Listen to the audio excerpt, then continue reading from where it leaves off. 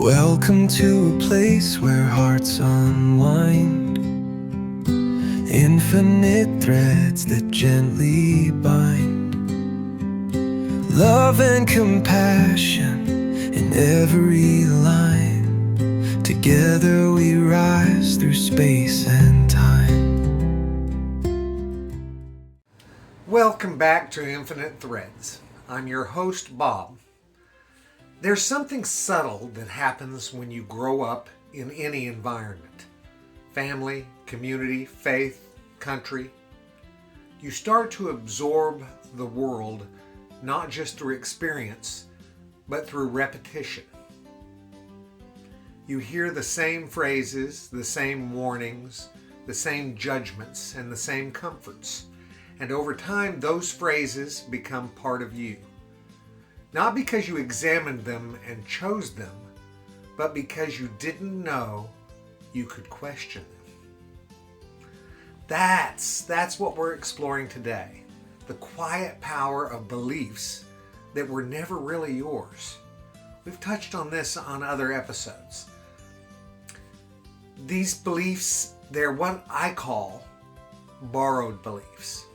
Beliefs inherited, absorbed, passed down, not by force, but by familiarity. It's the kind of belief that says, this is just how things are, or this is the way it's always been. This is what good people do. This is what success looks like, or this is what love means, or this is what God wants, or this is what people like us believe. You've heard all those, I'm sure. I have. It doesn't have to be malicious. It doesn't have to be oppressive. Sometimes it's even wrapped in love. But repetition isn't the same as truth, and tradition isn't the same as trust. Because if we're not careful, we start building our entire lives on foundations that we never inspected. You can live decades believing things about yourself, about others, about the world, without ever realizing that that particular belief wasn't chosen. It was inherited. And that doesn't make it wrong, but it does make it worth questioning. So let's pause there. This is delicate terrain, I know. Because many of us were taught that questioning means disrespecting. That to doubt something handed down by parents or spiritual leaders or ancestors or culture is being ungrateful or arrogant or dangerous. But that's simply not true, guys. Questioning a belief doesn't dishonor your past. It honors your present. It says, I trust myself enough to ask why I believe what I believe. And that's not rebellion. That's responsibility. Because beliefs shape choices, and choices shape lives. So when you walk through the world on autopilot, guided by borrowed beliefs, you may find yourself trapped in roles that never fit, chasing goals that never nourished you, and fearing things that never threatened you. Let me give you a simple example. Maybe you were told that emotions are weakness. So you became stoic. You learned to tuck your tears away. You equated vulnerability with failure. You raised your children to be tough. Not because you're cold, but because someone you loved once believed that too. Maybe they believed it because their world demanded it. But does yours? Another example. Maybe you grew up with the belief that you had to earn love, that love was conditional on obedience, performance, or perfection. So even now as an adult, you overextend yourself. You seek validation. You stay quiet when something hurts you, or you feel guilty resting. Because some deep part of you still believes that love is not a given. it's a wage.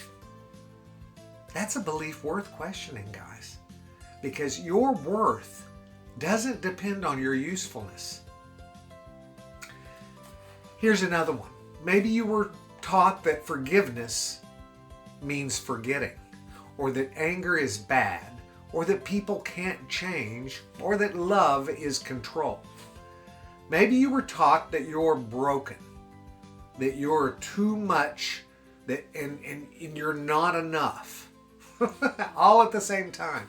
Maybe you were taught to fear people who look different than you, or think differently, or believe differently.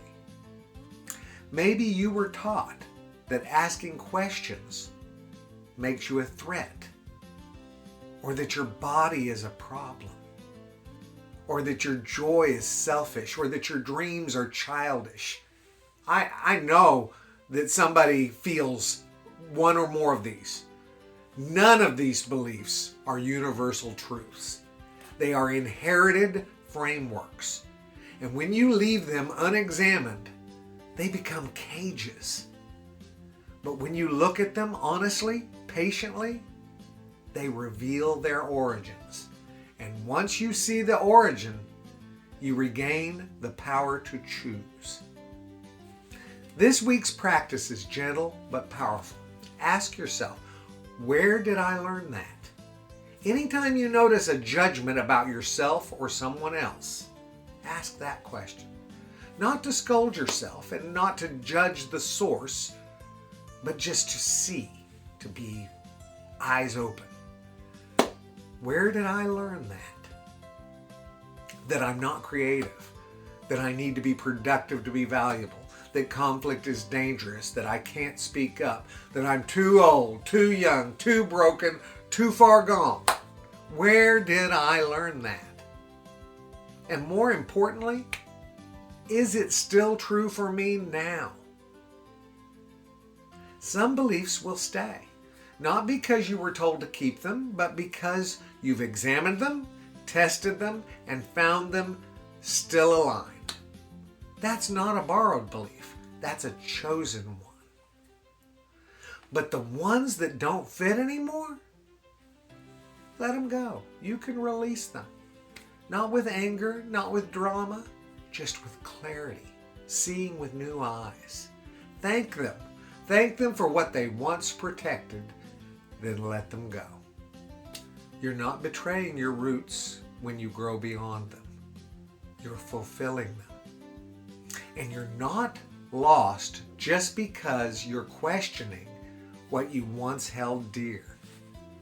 You're finding your way home to the version of you who believes genuinely, deeply, clearly. Not out of repetition, not out of fear, and not out of loyalty, but out of truth. And that, my friends, that's a belief that's worth living for. I'll see you next time. Thank you. Thank you very much for coming along with me. I love you all very, very, very much. And you know what I need you to do. Go out and pass that on. All right. Later, Gators. Bye-bye.